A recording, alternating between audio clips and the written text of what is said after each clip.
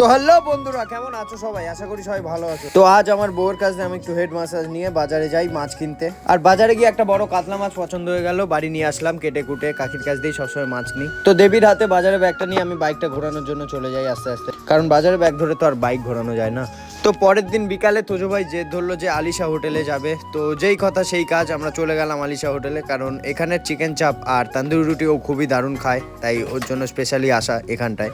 তো এসে চটপট অর্ডার দিয়ে আমরা রুটিটা নিয়ে নিলাম, আর দুই ভাই মিলে চিকেন চাপটা মুখে পুরে নিলাম। সেই লেভেলের লাগলো, আর সবসময় এখানের টেস্ট বেস্ট আমার খুবই দারুণ লাগে, আর আমার ভাইয়েরও খুব দারুণ লাগে। তারপরে তোজো ভাই বললো আমি বিট্টু দাদের সাথে গাড়িতে যাবো, বাইকে যাবো না, শীত করছে। তো ওকে গাড়িতে পাঠিয়ে দিলাম। আর এদিকে আমার ওয়াইফ সবসময় আমার পকেট থেকে খসাতে পারলেই খুব খুশি। তো বাড়ির জন্য কিছু ফল নিলাম, আর ওর জন্য একটা ক্যাডবেরি নিলাম। ও তো আমার কাছ দিয়ে খুবই খুশি, হাসছে ওই দেখো।